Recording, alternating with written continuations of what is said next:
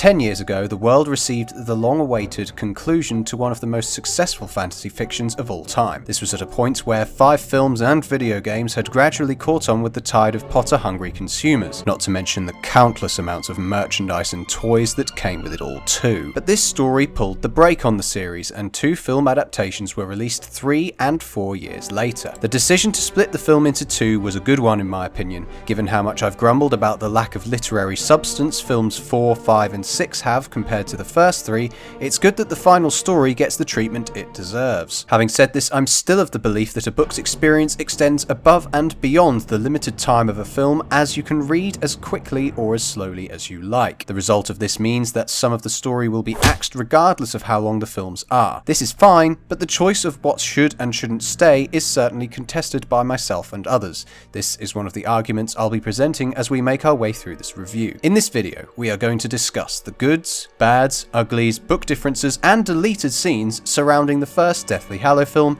and part 2 will be discussed in a follow-up video. Without further ado, let's wrap up this project and analyse the final story in the series to see if it was all worth it in the end. The film opens with Rufus Scrimgeour making a press statement about keeping the Ministry united for no real reason aside from the fact he wasn't given any real screen time in the previous installment. Nye doesn't do too bad of a job performing him in this film, but we'll talk about that more in the scene where he talks about important elements of the plot. The following montage does a pretty good job of warming us back into the world of Potter, although how they managed to rebuild the Burrow in such a short space of time truly boggles the mind. I mean, what was the point in burning it down if the...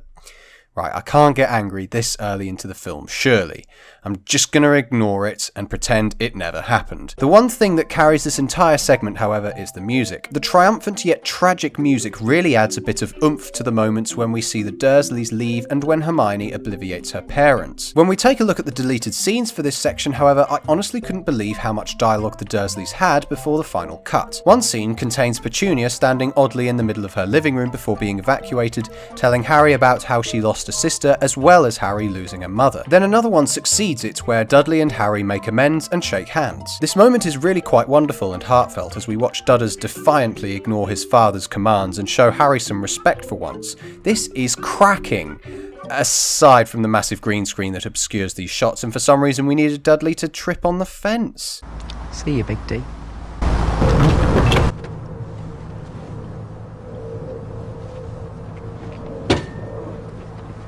Oh, okay. I mean, what possible good could have come from this? They're deleted for a reason, you fool! Alright, maybe they didn't quite know what to do with all this footage and just made a montage out of it. It's not too bad, really. Then the meat of it really begins at Malfoy Manor, where the first chapter of the novel takes place. The only real difference I want to point out here is when Lucius is severely mocked for not being as cheery as the others about the Dark Lord's return. He's probably just more upset about his house being used as headquarters for this ghastly meeting, and that his family have to put up with it all in this crucial time of war. The set for the manor looks absolutely terrific. It has such a grandiose feel and yet vastly empty, like that of the Malfoys and their disappointing performance as Death Eaters. Placing this scene in the beginning of the book fills the reader with dread and adeptly warns them that this is not going to be a pleasant journey. Charity Burbage's death signifies Voldemort's insistence upon the purity of magical blood. This is a theme that is touched on throughout the story and how deadly such a mentality can become. Following this, the book has another one of these catch-up chapters where Harry reads some more newspapers. This newspaper is acknowledged in the film, even if it just gets put in his bag, announcing the end of any Dumbledore backstory. Anyway, the article of mention is written by Alpheus Dodge, who attended Hogwarts with Dumbledore and writes about the traumatic experiences Dumbledore faced growing up regarding his family. Now bear in mind here that as the story goes along, we hear varying accounts of what exactly happened to the Dumbledores, with particular attention to his mother and sister. Rita Skeeter also plays the role of trying to skew Dodge's story, which convinces people otherwise, despite having little nuggets of truth about Dumbledore throughout the book. I will detail exactly what happens, because the film does next to nothing to explain his backstory, when we reach part 2. Here's some interesting stuff to be going on with in the meantime, however. Alpheus and Albus were due to travel around the world together after graduating from school, only for Albus's mother Kendra to die on the eve of the day they were meant to leave. A year later, his sister Ariana died as well. which Albus blames himself for the rest of his days. It becomes apparent to Harry how little he knew of Dumbledore as a person, despite spending so much time with him in school. The day the Dursleys are due to depart is explored in much more detail in the book. Vernon argues with Harry about the authenticity of his story and doubts the urgency over the need to leave the house. It's not of particular note, other than it doesn't appear in the film, but two random wizards then come to the house to drive the Dursleys away instead of them leaving of their own accord, and it is here that Dudley's affection towards Harry is made apparent. In the chapter of reading newspapers, Harry finds a cup of tea outside his door, which he trods on and presumes it to be a prank, only for it to be revealed to be an act of kindness on Dudley's part. The pair then shake hands, with Dudley telling Harry he's not a waste of space, just like in the deleted scene. Back to the film, Harry gets his 17th birthday house party started with a round of Polyjuice Potion. I have to say that considering the rumours of how difficult this was to shoot, the outcome is truly spectacular. The length of the takes when Moody goes around giving them all some potion are long enough to wow any audience member, as if being tricked by a magician live on stage. All the consequent shots of the characters with Radcliffe's face stuck on top are absolutely hilarious, right up until the whole room slowly begins to be crammed with Harry's. We begin flying through the air and we have a terrific section displaying a massive magical dogfight taking place in front of them. From a distance, it looks like a vicious storm, but turns out to be a massive death trap for the Order. Every element of this section just creates a fantastically exciting chase sequence, from the snappy editing, music, not to mention that at no point in the book does Hagrid land on the motorway. The frantic nature of this scene supplies no opportunity to breathe here, from fiery motorbikes and defying the laws of physics in a tunnel to Hedwig's life being taken. Here the chase comes to a halt, however, as Voldemort slowly catches up to the real Harry, after giving away his unique fondness for Hedwig. In the book, Stan Shunpike identifies Harry whilst in pursuit of him, and Hagrid has a lot of other tricks up his sleeve. He pushes one button and a brick wall magically appears behind them. Another sends out a net. Both prove useless against the Death Eaters though, and the bike splits in two, with Hagrid nosediving onto a Death Eater flying a broom with Harry still on the bike. It's here where Harry blasts Voldemort and rescues Hagrid,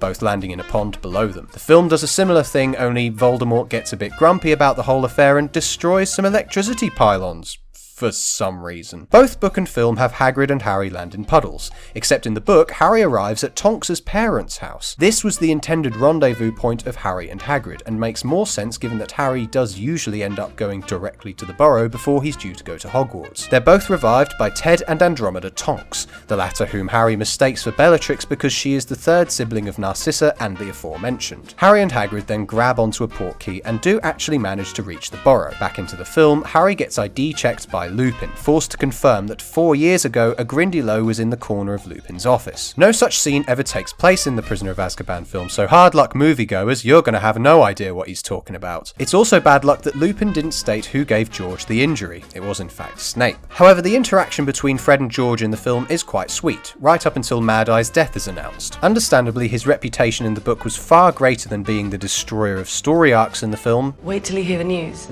Remus and All right, we'll have time for a cozy catch-up later. As they toast to his death with fire whiskey. The next day, we have to sit through another weird and awkward romantic moment between Harry and Ginny. I mean, this scene works better than, shall we say, lessers of its kind in the previous film, because of how limited Harry and Ginny's time together is.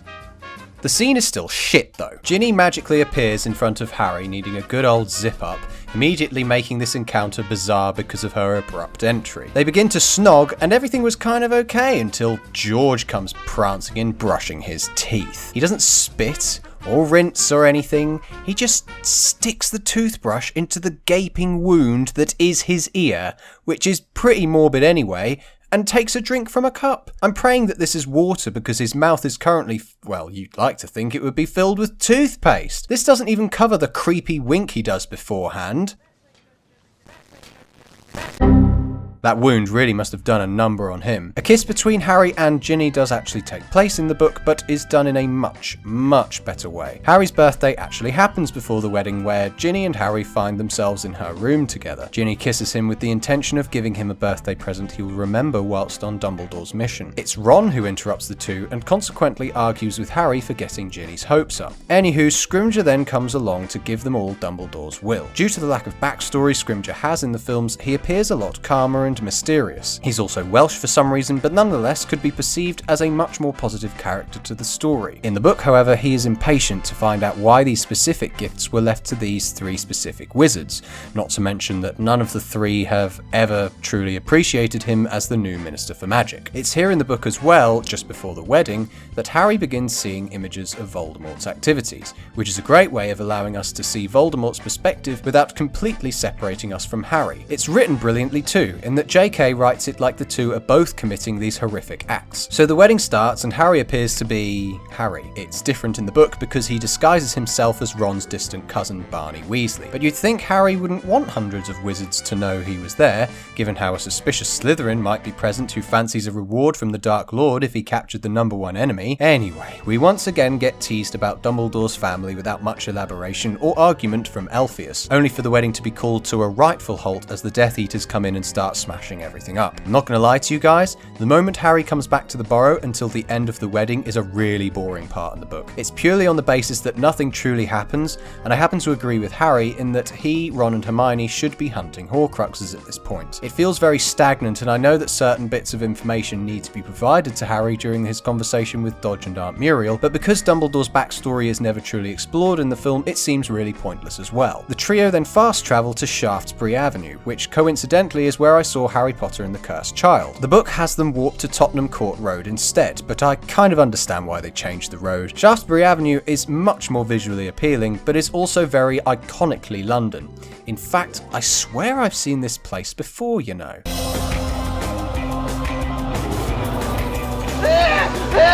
Hermione then shows off her bag, which has an undetectable extension charm applied to it. This basically means that it's bigger on the inside than it is on the outside. God fucking damn it. I just can't escape that rotten TV show, can I? Regardless of its unoriginality, I find this item so brilliantly conceived by Hermione as a character. Back on topic, the scene in the cafe is pretty great given that it creates an atmosphere of tension using the camera alone. The first shot we see has the perspective of a watcher, creeping around the corner as if spying on the trio. It then cuts back and forth from high-angle shots like that of a CCTV camera, adding to this sense of being watched or followed. After ordering coffee, the camera gets lower to the ground and closes in on the private space of their conversation, which reflects the creeping danger that the two Death Eaters present after walking into the cafe and simultaneously taking the focus off them. Then the camera does put their emphasis on Harry's realization first, as he is the one who doesn't have his back to them, and the action begins. Throughout this as well, the coffee machine hissing gets progressively louder and does a brilliant job of building up the tension. It's also great watching all this violence play out whilst the employee is blissfully ignorant of what's going on until it's too late. Ron suggests that they kill Dolohov, much to the disagreement of the others, foreshadowing his departure and irrational behaviour in the forest later. Following this, it's Hermione who is tasked with wiping his memory,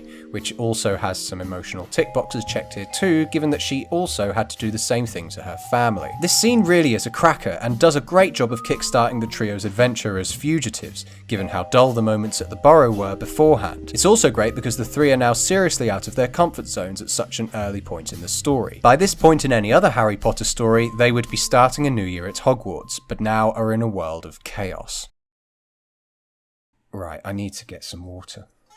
The characters find refuge at Grimmauld Place, only to find Kreacher snooping in on their conversation about Regulus Black. Book readers would certainly find this segment with Kreacher aggravating, given the tragic tale of Kreacher and Regulus is entirely omitted from the film. When RAB is revealed to be Regulus Black, the characters deduce that the locket was in the house at one time. When Kreacher is asked about this, he reluctantly and eventually fills with sadness, telling them that Voldemort used him to place the necklace in the cave. Though not described, Kreacher must have made a blood sacrifice in order to get into the cave. Kreacher does detail, however, that he was forced to drink from the basin of horridness inside the cave. As Kreacher suffered, Voldemort laughed, showing his contempt for creatures lower than pure wizard. Kreacher was then left in the cave alone, but Regulus found out about it and wasn't very happy. Kreacher disapparated out of the cave because elves are magic in ways that humans aren't, to return to his master, only for his master's desire to see the cave for himself overrules Kreacher's desire to never go back there. However, Regulus did all the suffering this time and swapped the locket. Regulus would then be pulled under the island by the Inferi, with Kreacher escaping, tasked with destroying the real Horcrux, only to fail time and time again. This explains why Kreacher is so horribly faithful to the Black family in that he could not fulfill his master's dying wish. It's so tragic given that Regulus was renowned for being the dark horse of the Black family and Sirius for being the good guy, even though one cared for the house elf and the other didn't. It's more of that gorgeous, Harry, your family and friends aren't as wonderful as you might think they are subtext that Rowling does such an excellent job of sliding in here and there. Back in the film, however, we instead have a scene of some Death Eaters stopping the Hogwarts Express for some reason. Presumably, this establishes that the Death Eaters were present during that particular journey to Hogwarts, so that Luna's disappearance remains unknown to the audience but makes sense when it's revealed later. Apart from that though, pretty bloody pointless in all honesty. After that, we see the changed ministry foyer with Pius giving a speech about being submitted for evaluation. There's a neat little reference to the Nazis laid within his speech though, when he says that if you have nothing to hide, you have nothing to fear. Having said that, it's a little irritating that the transformation of the foyer and the reveal that Umbridge is working there are quite unnecessary. The trio are going to be travelling to the ministry later anyway, so why we need to see these images twice strikes me as a little odd. Placing this segment here really does just feel like filler, but we have a pointless scene on the train beforehand and a scene of Mundungus Fletcher running around in the rain before being captured by Kreacher afterwards. And even that's off screen. So really, none of this needed to be in there whatsoever. What did need to be there was Lupin's visit to Grimmauld Place that the film neglected to bother with. I don't know if they just couldn't afford David Thewlis to be in another scene or what, but honestly this moment in the book is probably one of my favourites. His argument with the trio is one of the most gripping and dramatic moments in the whole series, and the fact this particular confrontation wasn't filmed does the book a terrible disservice. Remus comes over to update them all on what's going on. We see most of this visually in the film, but also informs them that attendance at Hogwarts for those of age is now mandatory, eliminating the possibility of homeschooling and any ideas that stray from what Voldemort wants them all to think. Lupin then informs them that Tonks is pregnant with his child, which is great news for the trio, but he thinks otherwise. He becomes highly emotional about the fact he's a werewolf and that he has cursed an innocent woman and child with that affliction too. He says he regrets marrying her and wants to join them on their mission, despite not knowing what it is. Harry flat out refuses, calling him a coward for abandoning his wife and unborn child. Harry uses his own infancy as example of parental love as protection. He knows its power and that Lupin has made a bad decision here. Lupin casts a spell, throwing Harry into the wall and storms out. Now, does that not sound like the best use of time to fill up whilst Kreacher is out searching for Mundungus? If this isn't, I don't know what is. Speaking of things that need and needn't be there, we come to the point where Hermione teaches Ron how to play the piano. When it comes to the advancement of characters' romantic interests, the Harry Potter films come out with some of the worst. Mundungus gets pulled into the house with Dobby tagging along as well. In the book, Kreacher is the only house elf with Mundungus because he becomes a much more likeable character following Kreacher's tale, thus no need of Dobby. I know they put Dobby in this scene so they could make his death a bit more heartfelt later on, but I'm just saying, his inclusion here is almost like an apology for his lack of appearance in previous films. Following the reveal of Umbridge in this scene, a large portion of preparation is missing from the film. Harry, Ron and Hermione take it in turns to spy on the Ministry in order to get information on how to get in there. Hermione also packs the portrait of ex-headmaster of Hogwarts Phineas Black in her TARDIS bag, who I may have mentioned in a previous video, but basically there are two portraits of him, one in Grimmauld Place and one in Dumbledore's office. Later in the forest, they use him to find out Albus used the real sword of Gryffindor to smash open Marvolo Gaunt's ring. The preparation segments weren't exactly pointless, but it's one of those bits in the story that makes sense being left in the novel. God only knows how they would have been able to show a giant portrait fitting into Hermione's tiny bag, for example. The trio then stun Mafalda Hopkirk in broad bloody daylight before they infiltrate the Ministry in disguise. Harry and Ron decide to use the toilets as their mode of entry, which I would assume has some enchantment on it so muggles can't see it. It would be weird needing to pee and seeing lots of men going into the cubicles and not coming back out. Having said that, there's a massive sign outside that just says gentleman, which is thoroughly misleading for any muggles that might need to use it. The design of that terrific statue with the muggles being crushed underneath it does look fantastic. This segment is great not only for its humour but for its intensity too. The comedy is well placed here, especially in moments where Ron has identity confusion and whenever the characters land themselves in tight spots and are unable to move or react in any way. It's particularly great seeing Harry pretending to be this thug of the Ministry, and yet walks and slumps like an awkward teenager. The credit therefore goes to the 3 actors playing Runcorn, Catamol and Hopkirk, because they do a seriously convincing job at playing 2 characters at once, and the dubbing is marvellously done too. The music that plays whilst Harry is looking around the Ministry kind of reminds me of Grieg's In the Hall of the Mountain King, you heard it in the opening of this video, mixed with a looming danger for the characters. On Umbridge's door, Mad Eye's fake eye has been stuck onto it, and in the book, Harry takes it with him to bury it out of respect. When Harry and Ron reunite in the elevator, there's another deleted scene with Arthur where he gets into the elevator with them. It's a real shame it was cut because it adds another layer to Ron's confusion, given that he can't exactly call him Dad, and Harry warns Arthur that he's being tracked. This moment works better in the film because the voices don't change, and you can hear the desperation in Harry's voice not to expose his identity. Even the final moments of Harry and Ron being surprised by the elevator movement exposes this slightly, but obviously before Arthur can say anything, they're gone. There's something quite unsettling about the fact the courtroom is so empty of humans compared to the last time we were in a room like this, but is substituted by the large number of Dementors looming above them all. Harry's revenge on Dolores for being a liar is extremely satisfying, given the large build-up of sound, and the accompanying camera moving closer to its subject kicks this scene into gear. The Dementors moving to suck the life out of the 4 people through the gaps in the elevator is a horrific image, only for Harry to expect my scrotum his way out of it. The moment with Mary and Ron kissing as he shrinks is absolutely hilarious and doesn't actually happen in the book. This is probably because Harry and the team rescue a load more people waiting to be interrogated in the book and doesn't transform back until they escape. As a result of Harry transforming back, we have this bizarre extra doing a cracking job of making everyone aware who's in the Ministry. Nice meeting you. It's Harry Potter. It's Harry. Harry Potter.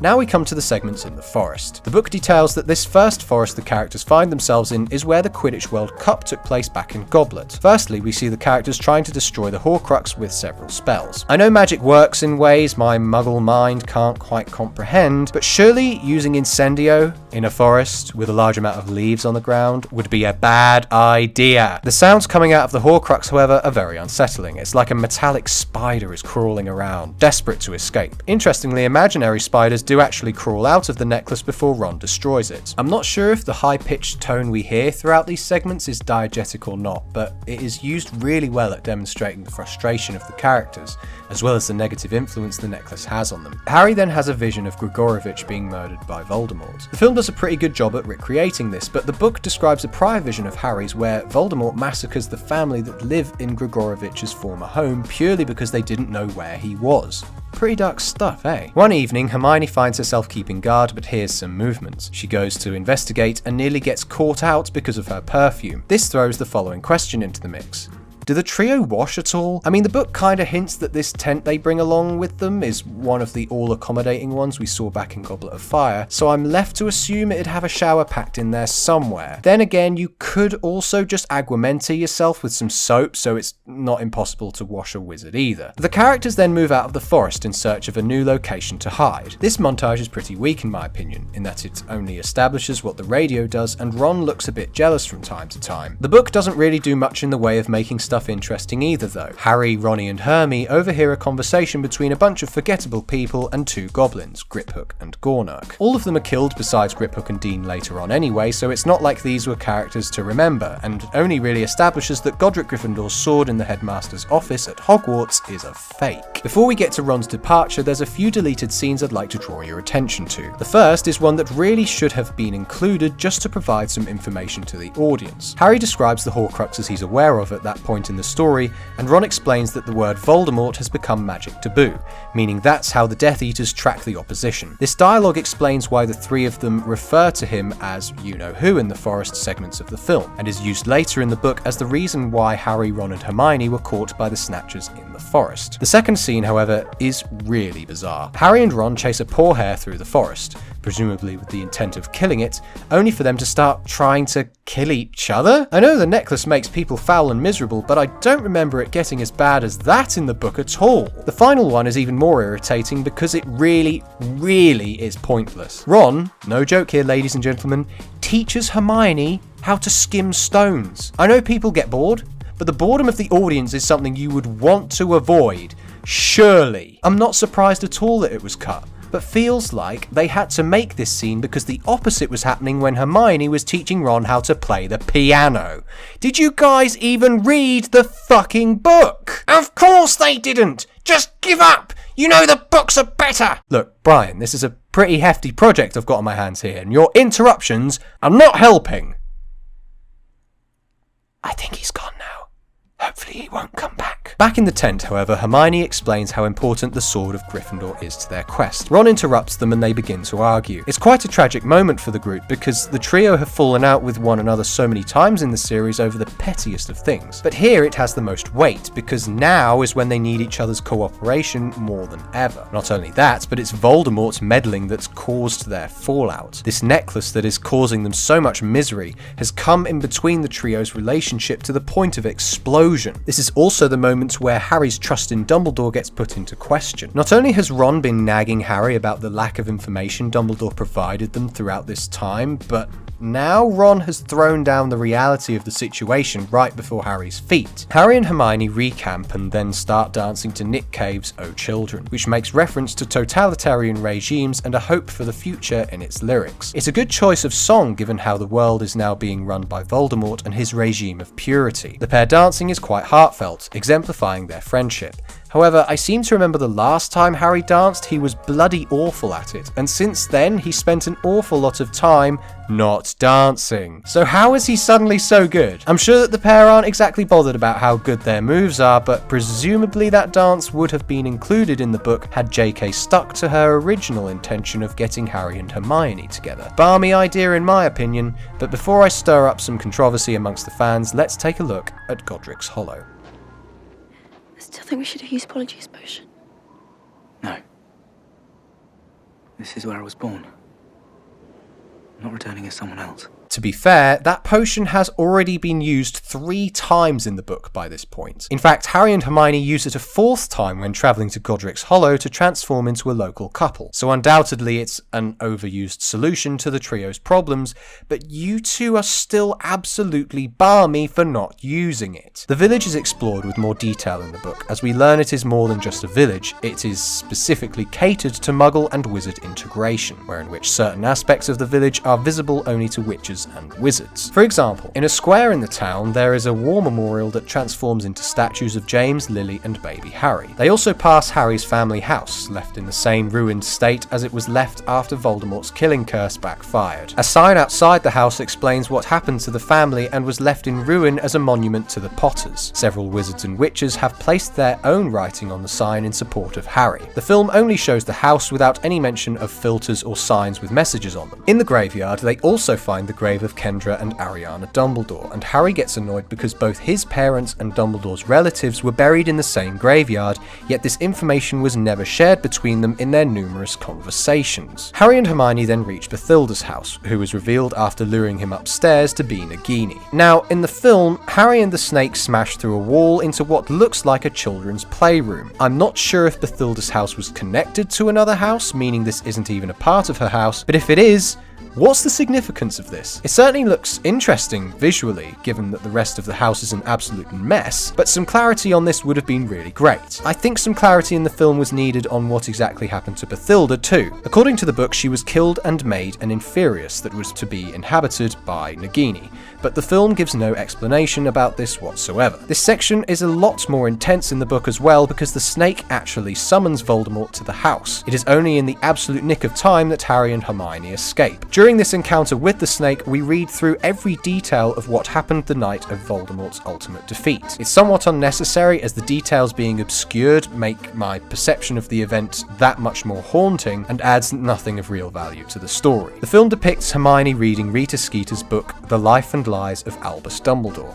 but isn't really elaborated upon. It's here that Harry finds out that Dumbledore and Grindelwald were once friends for a brief period of time, and although having a general skepticism of the book itself, his faith in Dumbledore once again gets put into question. Later on, Harry then sees a doe and is led to an icy lake. It's absolutely terrifying seeing him being strangled by the necklace whilst submerged under freezing cold water. When we see this, the use of the high-pitched sound is utilised effectively again. It's more how how still and quiet the rest of the scene is that makes this moment so gripping. The ascendance of the music from a solitary low cello to the introduction of the rest of the orchestra really shapes Ron's return beautifully. The smashing of the first Horcrux is pretty intense too. The CGI is bloody gorgeous and the sound design is brilliant too, making it sound like Voldemort has just gone airborne. The roar of the whistling sound is heard vibrantly here too, completely unfiltered and escaping the chamber it was forced into. The moment with the ghosts of Harry and Hermione are truly haunting. There's something seriously uncanny about the close-ups of their faces, taunting Ron and his fear of being worthless. When they return to the camp, it's interesting that Harry and Hermione are wearing similar coloured clothes compared to Ron, displaying how it's not going to be so easy taking him back into their company given all that's happened since. Later on, however, this idea is repeated as Ron tries to get the trio to vote on how good of an idea going to the Lovegoods would be. It's really embarrassing to see all the characters just ignore him, given that in the book his vote actually continues the conversation instead of grinding it to a halt. There's also not a lot of difference in this segment compared to the novel, given how crucial this moment is to the story.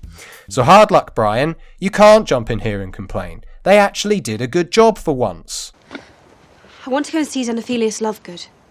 Sorry? Yeah, I don't know how to pronounce it either. They get to the Xenomorph's house and for some reason they all drink their wacky tea together before the tale of the three brothers is told to us through an amazingly styled animation that is one of the most memorable moments in the entire film. The feather transitioning reality to long-lost myth and legend with the illustrated sepia tone applied makes it look absolutely amazing. I find it interesting in the tale, however, that the invisibility cloak is passed down through the generations, and later we do find that Harry's long-dead descendant was indeed Ignatus Peverell, the original owner of the cloak who joined Death as an equal. Zeno starts going a bit mad before the Death Eaters— Right! No! I can't stay quiet any longer. You've had your fun talking about that silly, pointless, waste of cash animation section. Now you're going to have to listen to me talk about how this scene could have been much more detailed. In the book, Xenophilius has an erumpent horn sat inside his house, which looks like a giant unicorn horn. You can see it in the house in the film, but Hermione expresses alarm at the sight of it in there due to it being a dangerous wizarding item. Xenophilius, however, waves her concern away, believing it to be from a creature called the crumple-horned snorkack. You may have heard of it. After hearing the tale of the three brothers, Harry goes upstairs and finds Luna's room, finding the faces of the trio, Ginny and Neville, painted on the ceiling. The faces are all connected by thousands of golden copies of the word friends, but the rest of the room is filled with dust, deducing that Luna's room hasn't been occupied for weeks. When they confront Xenophilius about this, his publishing machine breaks and it's revealed he's been printing undesirable #1 posters. You'd think the fact they zoomed in on the golden sign outside his house would have given us a bit more insight on what exactly he's publishing. As you can see, his character is a lot darker and meaner in the book, and so— I have not finished, little boy! Xenophilius then tries to stun them but misses, hitting the horn instead and destroying half the house. This explosion is seen in the film, but is left unexplained. Covered in rubble, the trio listen to the Death Eaters torture Xenophilius, who then send him up what's left of the stairs to retrieve Harry Potter, not believing his word that Harry Potter is in his house for a second. Hermione then very swiftly obliviates Xenophilius, blasts a hole in the floor with Ron put under the invisibility cloak, allowing them to disapparate to a new camping location. The purpose of hiding Ron is that because he's supposed to be at the Burrow with Spattergroit, something the film also neglected to mention, and revealing Harry to be up there shows that Xenophilius wasn't lying and that he's not such a bad guy after all. Are you quite finished? Yes, and now I will leave you with a little song.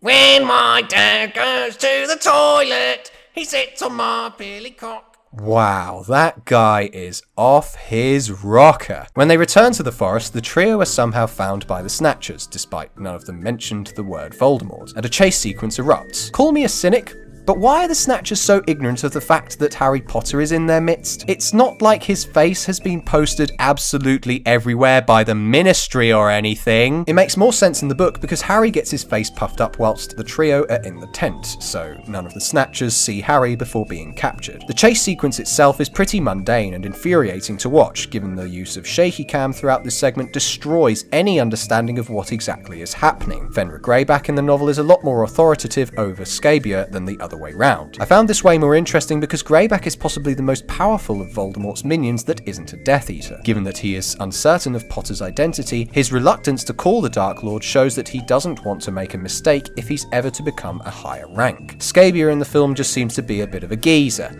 like sniffing women and the like, even though you'd think this would be a bit more to Greyback's taste, wouldn't you? We then come to Malfoy Manor, which is one of the most breathtaking moments in the series and is filled to the brim with interesting interactions. I love how Lucius is so desperate to be back in Voldemort's good books whilst being mad, drunk and afraid all at the same time. It's almost pitiful in this story how broken the Malfoy family have become given their deep yet reluctant involvement with Voldemort's purity plan. There's an intense plea in Harry's face as he looks dead in Malfoy's eyes, and Helena Bonham Carter is brilliant as always in this scene. Even the swiftness of her combat is something to marvel at, a reminder of her brutal killing of Sirius Black back in Order of the Phoenix. She's so horrid that she would threaten her own side once panic sets into her mind. Although unfortunately, Greyback's strangled face is pretty funny, especially given that the snakes have disappeared and he still thinks he's being strangled.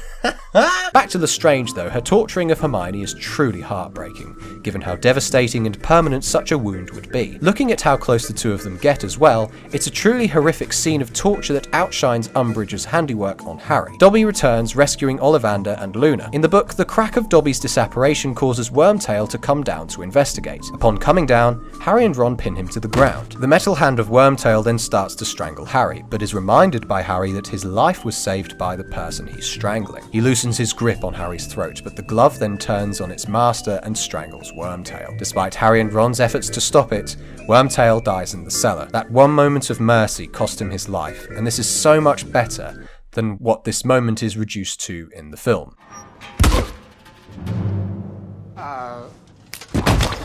What you...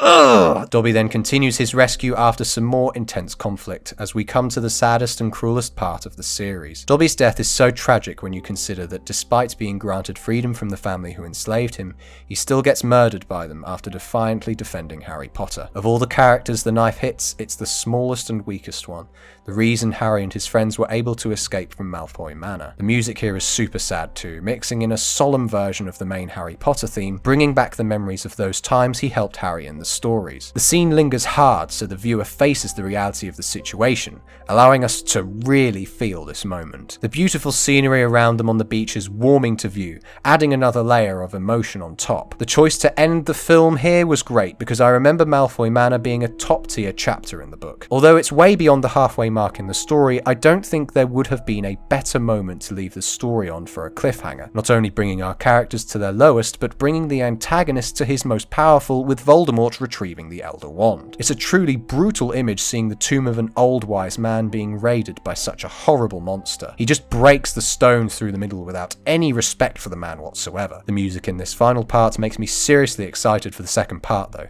given where the stakes now lie, and that the worst is surely yet to come.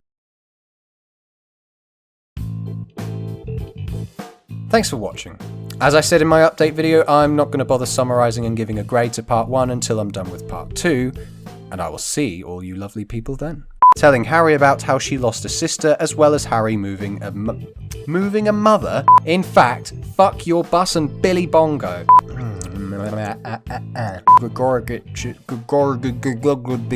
The book describes a prior vision of Harry's where Voldemort massacres the family that live in Gregorovich's fucking home. For example, in a square in the town, there is a Oh my god, I need to write just one more bit. Oh. They also pass Harry's family house, left in the same ruined state as it was left after Voldemort's kissing curse. Voldemort's kissing curse. I wonder what that'll be like.